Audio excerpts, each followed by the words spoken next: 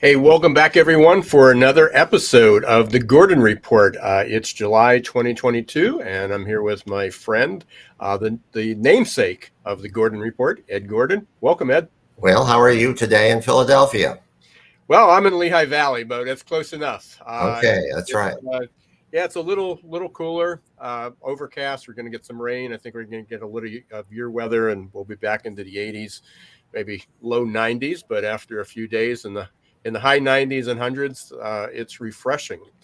But Right. we're here not to talk. Well, we are talking about the weather. We're going to talk about the perfect labor storm, Yeah. which I've been talking about since 1999.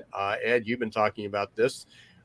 Before that, you've had your share of books about the employee meltdown, and Yeah, you've been writing about this forever. that's right. Well, yeah, that's true. Winning the Global Talent Showdown and the 2010 meltdown when the boomers started retiring and predicting what we now have, right? Yeah, and that's absolutely true. So, just a couple things. I always like to lead these off with a few stats. Just saw this report yesterday. It was from a company called Cengage. So I'll give them credit where it comes from. 2022 employability report. A lot of good data in there. Nearly 2/3 of employers are struggling to find talent. Um, Based on my trip the other day, I was in Indianapolis, Indiana Chamber of Commerce at their HR summit. With the airports, shops Saturday, big weekend, travel day, lots of flights delayed. People wanted to eat. People wanted to shop. People wanted to buy things, get drinks, and stores were closed. Shops were closed. The bars were closing down early, 4 or 5 o'clock in the afternoon, and there was a lot of people there. Uh, Again, almost any place you go is, restaurants, the Yes. hotels. They weren't Yeah. cleaning the room because they said, unless you had a need for it, because they don't have enough people. The restaurants were closing down at 8 o'clock at night because they don't have the staff to stay open, and that's at a resort. Again, every service you talk about, and my newsletter this week just talked about, or the other day, comes out more than once a week. Never Normal News. Talked about the city of Philadelphia. 1 out of 7 jobs is open and in critical. We're not talking fast food. Okay, Yeah. it's a luxury. I mean, we're talking police. We're talking fire departments. We're talking protective services, child care, you name it. And here in Chicago, talking to doctors, we have dermatologists saying you can't get appointments for months. In Philadelphia, a webinar I just did, 48,000 jobs are vacant. Small businesses are suffering. So across the country, and here in Chicago too, 46,000 manufacturing jobs are empty. So in every, as you said, Ira, in every field across the country, we now have a severe contraction of the labor force, particularly of skilled labor. So we're going to talk. We're here not to kind of say, "Hey, we told you so," but we are going to say, "We told you so." Yes. But we have a solution, or one. And again, you've been talking about this forever, Ed. Right. About retains, and we got a Yes. great example of that with Jim McShane, CEO of CareerSource Capital Region. Just one thing before we get there, and this is sort of a tee-up form, and then we're going to bring on Jim, and you can give a little bit more of an introduction while we're bringing him on. Right. This again was from the Cengage, Cengage. You can go up and look that up. Today's talent expects employers to invest in their education, in their learning and career development, and most employers, 77%, say that employer-sponsored education offerings are a differentiator for recruitment and retention in this tight labor market. The message is that there are people that want to work. I'm not sure why they're not willing to invest in their own, and many can't. Maybe it's just not affordable. But for skilling and upskilling and filling your jobs, when people are dangling carrots and perks and ping pong tables and free lunches and gas cards and all these other things, one of the things that employees are looking for is training and development. Right. And so I'm going to bring you on Jim right here. And Ed, you can give a little bit more of an introduction because I just met Jim a few minutes ago. You've worked with Jim for a while. For a long time. Time. Hi, Jim. Hi, how you doing, Ed? Okay, well, Jim McShane and I have known each other for several decades. I first met Jim when he was heading a workforce board in Indiana. Then he moved to Southern Illinois, and now he is in Tallahassee, Florida, and he is trying to do the same thing in all these locations. He's trying to set up regional collaboratives, and in his case, it's called the Workforce Alliance. Jim, what is the Workforce Alliance? Well, Ed and Ira, happy to be here too. Our Workforce Alliance is a group of 9 workforce boards, 3 in Georgia, 5 in Florida, and 1 in Alabama, who are working together as a community of practice where we're sharing information, looking at the data like you're looking at and like you spoke of a few minutes ago. Where are people coming to work? Where are people going to work? How many people do we have in our regions? How do we do a better job as a system in order to fulfill the needs of our business clients? So talent enhancement is certainly one of the things we look at. Upskilling, sharing the fact that in some of our workforce areas, they may have a specialized training that is really in demand in my area, but I don't have someone to train in that area. We can send people through our federal payment system that we use with workforce development to send them to that place to get that training so that our local business can have somebody that's skilled. So it's really about looking at the whole picture. Sure. Why did you reach out, though, across all these states to do this, Jim? What motivated you to do that? I've grown up on state lines. I don't know what it is, but it is something that I've looked at. I tried the same thing in Indiana with the Chicago area workforce boards, worked with them. I did the same thing in Southern Illinois, working with a majority of different workforce boards in the area. What I see is we all have a similar need. We all are trying to do the same thing. We all have federal dollars that we're trying to spend and help people. And in doing that, our goal is really how do we coordinate that? And now that we're really focused more on business under our law that was passed in 2014, we've got opportunities with businesses that have multiple locations throughout our regions. How do we get to them with one person going to them, representing all of us, saying, what are your talent needs? What do we need to do as a system? How do we fulfill what you're looking for? So Jim, what type of businesses are being attracted to this, or are you reaching out to them? Are they reaching out to you? And what type of businesses? Because I'm sure we have people from nonprofits to manufacturing, distribution, retail, maybe even some healthcare listening. Are small, large, what industries? So we are sector strategy driven in Florida. That's the one thing that, in fact, all the boards are doing that now within all 3 of the states.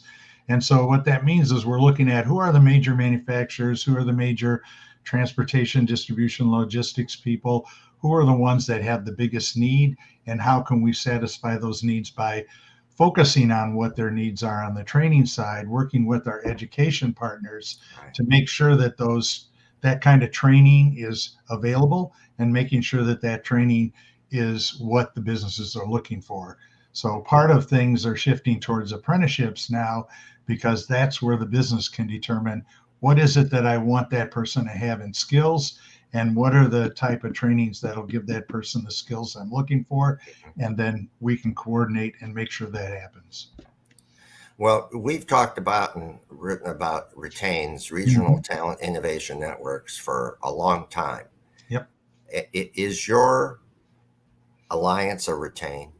Essentially, it is. Our partners are education, economic development, workforce development, and also our chambers and local community partners, because we have federal partners and we have other community partners addressing homelessness and childcare and other things that all impact the availability of labor today.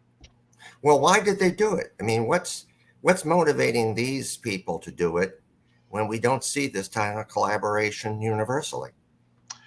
I think it's the realization that we are regional and that we are no longer, we can't just stay in our little silo and not recognize the fact that people cross state lines, people cross county lines every day for a job. Those things mean nothing to people. They're looking for, where can I earn a good living for my family? So a good example is we have a lot of people that travel to Bainbridge, Georgia, because Bainbridge has a lot of manufacturing in that area. We just got a new Amazon building a center here that's going to be the collection center, and they're going to want 1,000 people. Well, if I tried to do 1,000 people just in the Tallahassee 3-county area, I would be drawing away from a lot of my businesses that need those people. But if we all work together within the region, we'll be able to supply the labor they're looking for, and it'll be spread out over a bigger area, which means we won't have the negative impact on one local area. You go ahead. Is there any impact? Obviously there's a lot of talk about flexibility, remote work, hybrid work. Has that shifted the focus at all, or is it creating an opportunity? Because now you can literally work from anywhere. It's a workplace without borders. Well, it has shifted the focus. Florida is a beneficiary of that focus. We have a lot of folks from New York and New Jersey who realized that over the time of COVID and have all moved down here because they can do all of the business they want locally in their homes or whatever, and not have to travel. And at the same time, they get the better weather that they have here rather than up north where it's cold at times. Well, that cold weather would have come in handy before versus the summer. It's like you don't want to be in Florida in the summer because it's hot and humid. But we all seem to have that recently. Yeah, so I mean, it is changing the landscape. The Zoomers, which are the newer group of folks coming into the employment centers, they want flexibility. They want to be able to set the time when they come in. They want a whole lot of different things than what businesses are used to. And that's causing businesses to reassess. Do I really need to have a big building full of offices? Can I do with less offices? My own staff at this point, half of my staff works from home at this point, have been since March of 2021. And we just do fine. We use Teams and Zoom, and we're moving right along and doing our job. So it is a changing environment at this point. Have you tried to capture any of the, and this may be outside of this, but capture any of the, not digital nomads, but I forget what the name is, but they're basically nomads, people, a lot of people that were retired, or they were, they wanted to leave the area and they got a mobile home, and now they're traveling around the country. There was a PBS special about this not too long ago that talked about it. And, people go into like an Amazon and they set up camp and they work there for six to 12 months. And then when that gig's over, they go somewhere else. Have you been able to capture that at all, especially in the geographic area you're in?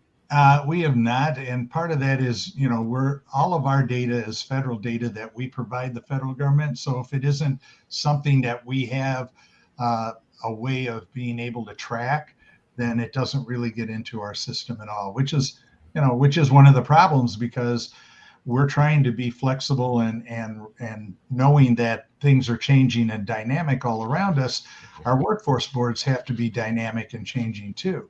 And I think that's one of the advantages of the Workforce Alliance is we're sharing that information between each other. We're helping each other be better professionals at what we're doing, but also we're sharing information like data that comes from EMSI and some of the others that are out there that are telling us, here's why you're seeing what you're seeing right now. We have a lowering number of people in the United States. There are more jobs than there are people in the US, and that's going to continue and grow. Yes. So how are we going to address that as a system? And they're not coming into our career centers anymore. For the most part, everything is available online. So now we're having to pivot and say, how much do we invest now in more technology and less in space and overhead and that type of thing? And that's some of the challenges of today. Has the Alliance motivated any of these businesses to start doing training? I can't tell you. I don't know if there's any of them that have started to do that. They still want to rely on us to get people trained. And we do have in our business solution teams that every one of the workforce areas have. We go out and call on businesses and we do some of the prep work. We sometimes do some workshops with their staff. So we do things to help them retain their staff, which is something that, is very important today. And we let them know what the data says and share that with them so that they can, as a business leader, you've got to be aware of what are the challenges now in the future. This is the new normal. It is not going to change. And so do you think they'll start training as they see this situation deteriorating further? I think so. Well, and I just happened to think of one where a local group of HVAC businesses, even though they compete with each other, got together and finally set up an apprenticeship program at our local technical school. So that's where we're pushing. We have one apprenticeship program right now with one of the IT people for the help desk and getting people trained in there. All the training, a lot of the training we offer online is free. And you can get certifications after you've gone through that training by the local education providers. So they'll proctor the test, and you can be trained in 8 weeks, 9 weeks, 10 weeks, whatever, and be able to get a certification. And it'll help you get a good job right away. So Jim, are you marketing to the workers, to the labor market? How do you feel? I guess who is your target market? Well, target market for us is two individuals. There's one the job seeker, career seeker, and the other one is the business employer. So without the employers, there is no jobs. Without the seekers, there are no people to fill the jobs. So we're the intermediary in between that helps pull that together. So when you decide to, when there's a need and employers come to you and say, hey, we need more people and here's a program, but then ultimately you're marketing to the labor market. Yep. We're on Facebook and Twitter and all those things. I've got a great marketing staff that's done a super job. And that's where we can geo-fence people. We can get into areas that we can be pretty good at our technology to help get the word out to people. But we're also going out into the neighborhoods now. We have a relationship with our local library system. They have 7 libraries in Leon County. And our goal is to, with that relationship, is to have all of our services at the libraries also. So they're in the neighborhood. They can go ahead and search for a job and get some help.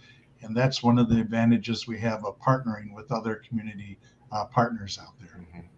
Are the classes filled, or are you struggling just like employers are to fill those seats? We're struggling. We used to get 20, 25. Now we get 8 to 10. So yes, it's definitely dwindling, and it has an effect on our system because we're very performance measures driven because it's federal money, and we have like 14 performance measures we have to meet. And this has really turned our whole system upside down because we relied on that. When I got here in Tallahassee, we were seeing 40,000 people non-duplicated coming through our 3 centers in 3 counties a year. Now we're down to maybe 6 or 8,000. That's a pretty big difference. And staff has had to decline because of it too. That's the other issue. I don't have 55 people anymore. I'm down to 30 something at our career centers. So if there's somebody listening from another area in the country, and this seems like a good approach. I know Ed's been talking about retains for 30 years, Ed. Yeah, longer. Almost. Yeah. What would be your first suggestion, recommendation? Where should another area start? Because I've been in 2 areas. I've lived mostly in Pennsylvania. I've lived in Maryland for a little bit. The Pennsylvania seems the drivers seem to be the WIBs, the Workforce Investment Boards, and then there's a lot of collaborations. But if somebody wanted to take a step up and really look at these broader collaborations, where do you start? Well, I started with looking at the labor shed and how people travel to and from work, which you can get from your state uh, data center. And that showed me exactly how many people were coming from different communities and how far away. It gave me a sense of I had a very strong connection with Thomasville, Georgia. And we also had many people from Leon County and Tallahassee going to their area for a job. So that was my first place I reached out to.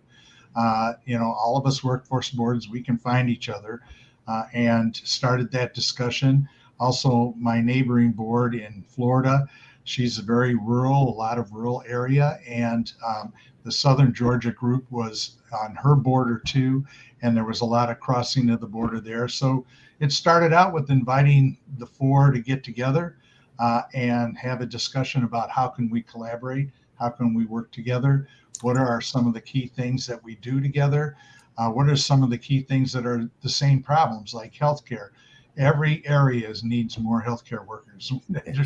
It's just not going to happen until the system responds on the education and training side to be able to up that and get more people trained in that. But that's something we have in common. And then we've had webinars like this that we've had across all of the 9 workforce areas, and we've invited everybody, and we've had the state workforce development chairs and the state workforce development leadership in 2 of the states, and all 3 of the states at the last one.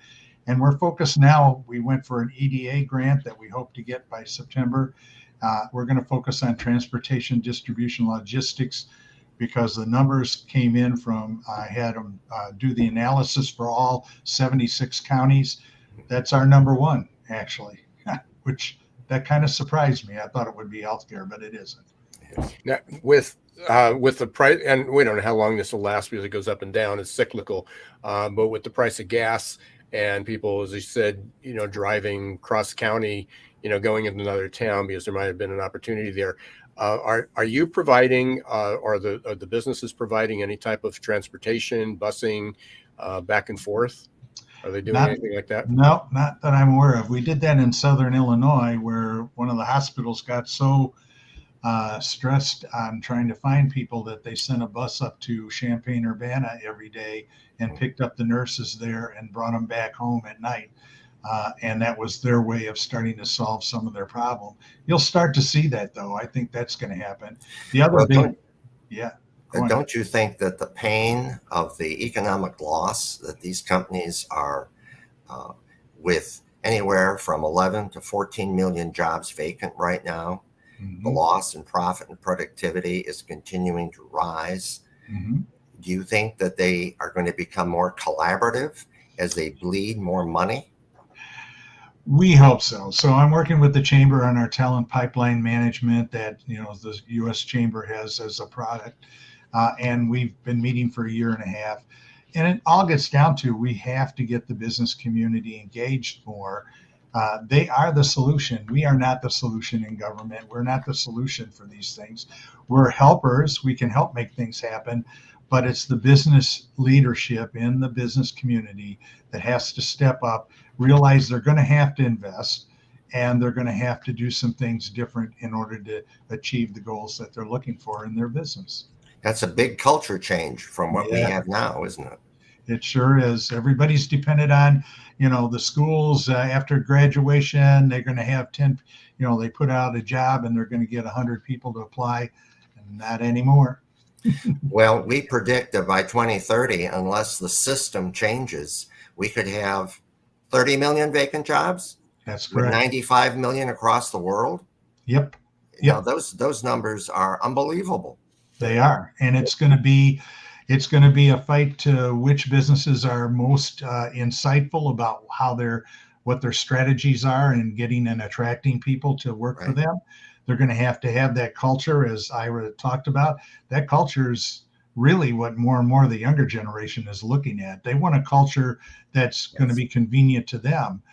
And I can tell you there's a whole lot of businesses that's not true. So just to drive this home, and we're getting close to the end of our time here, but just to drive this home, and I mentioned this to both of you before, there was a graphic that I had published and I borrowed.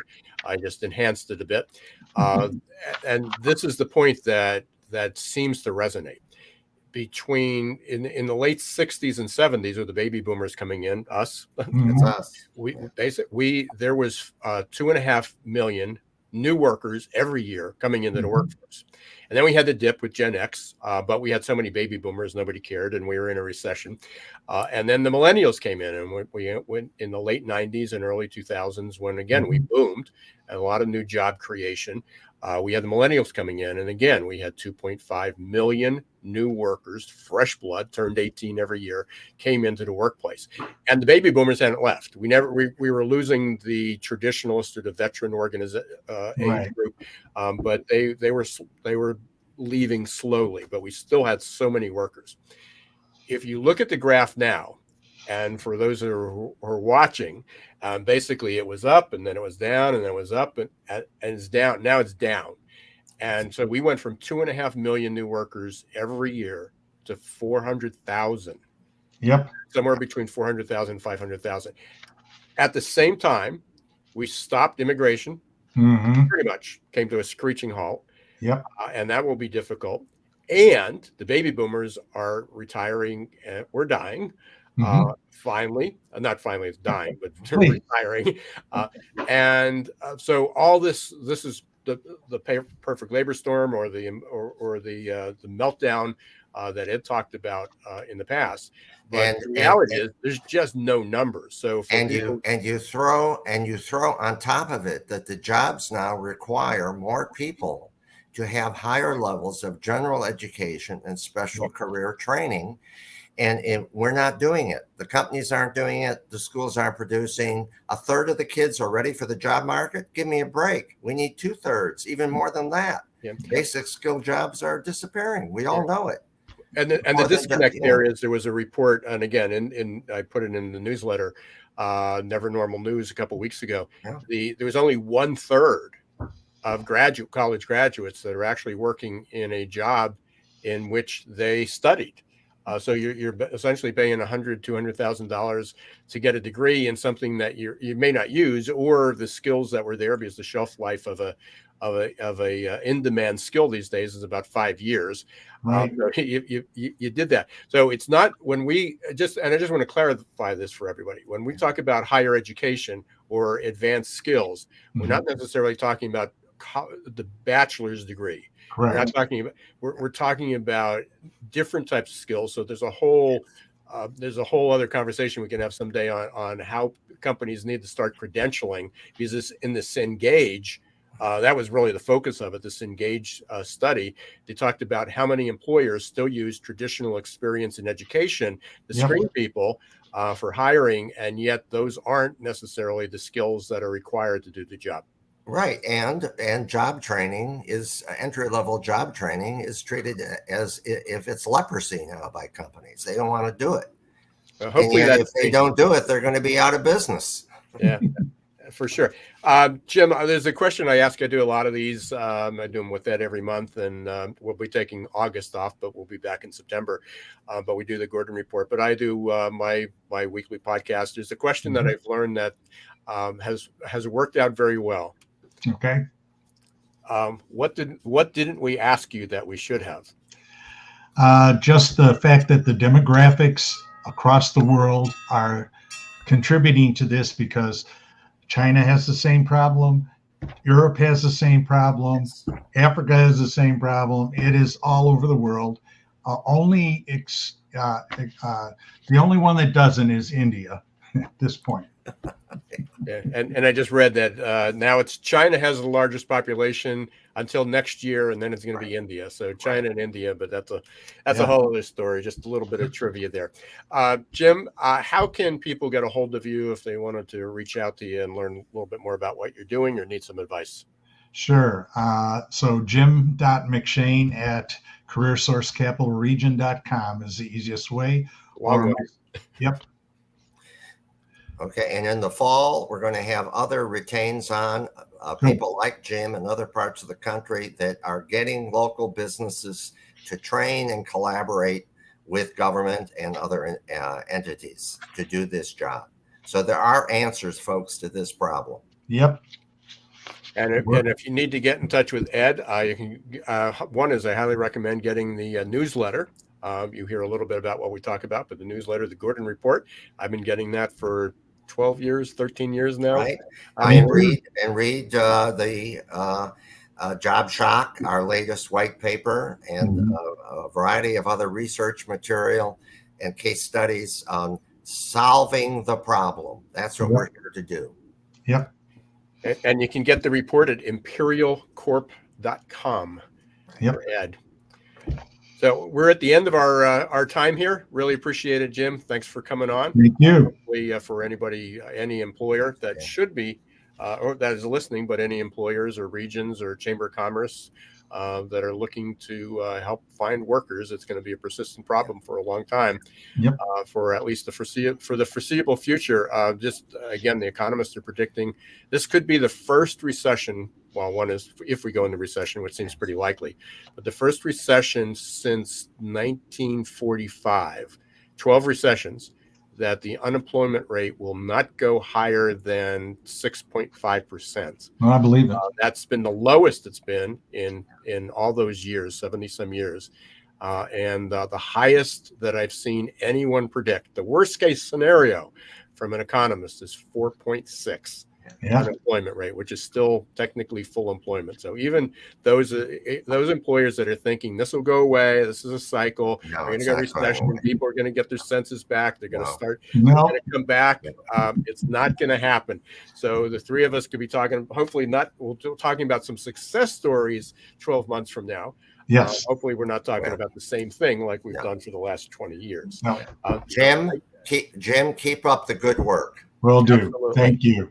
Absolutely. And thanks for taking your time today. And again, thanks for all the listeners who took some time out. And if you liked what we had, please share it with everybody. We need to get the message out quite a bit.